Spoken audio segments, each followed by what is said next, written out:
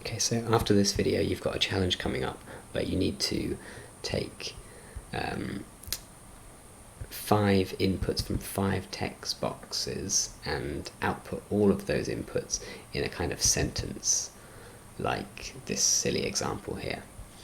So I'm not going to make a video about making 5 inputs, that's doing the whole challenge for you, but I will show you how to make a second input box then. So we've got all the stuff we need here, including the click me button for one input field.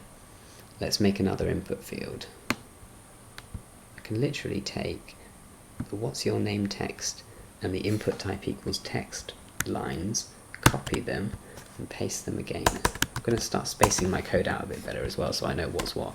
Okay, what's your name? What's your how old are you?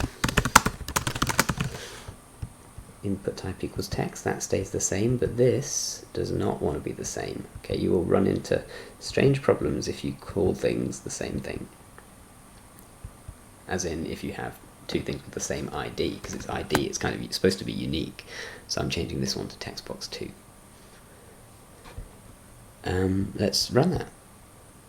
Okay, it's starting to look a bit janky, to be honest, because I'm not telling it to go down on a new line. I know I've started a new line in my code, but it's not reading that.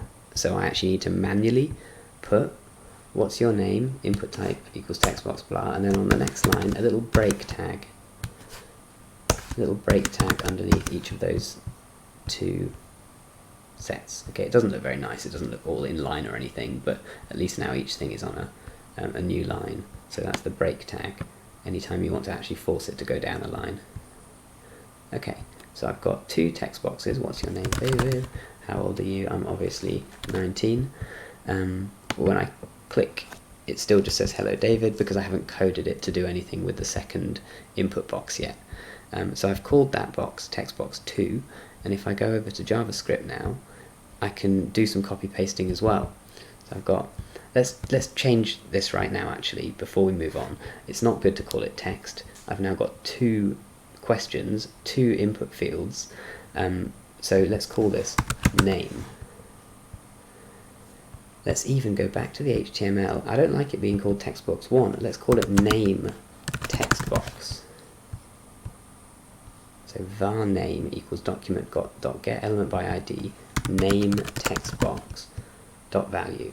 Okay, at this stage, I've just renamed a few variables to make them more sensible. If I run my code, it should still work, at least with the name thing.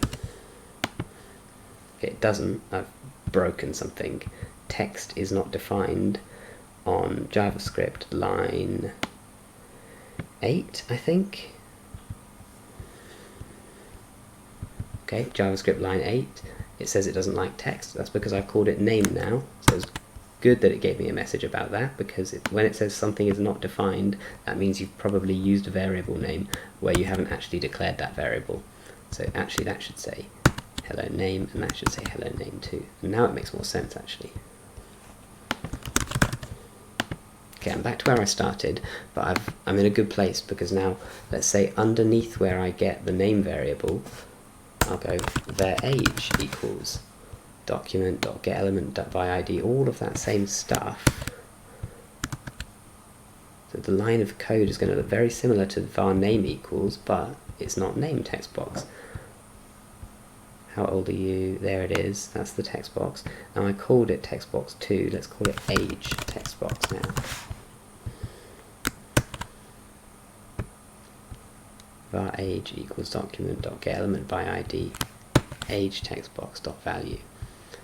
Okay, that there doesn't change, that's still just the sort of invisible paragraph that's waiting for me to output a message into it.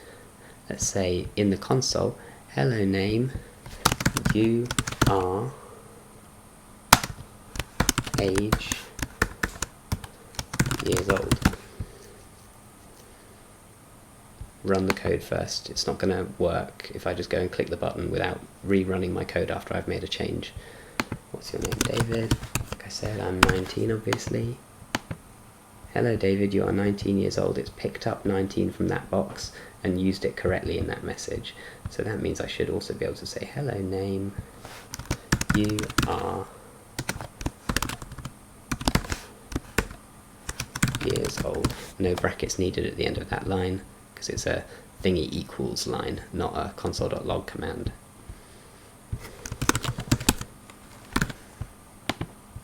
There we go. I've got a couple of sentences there, and your challenge is to have 5 inputs, all working, all outputting a message where the 5 input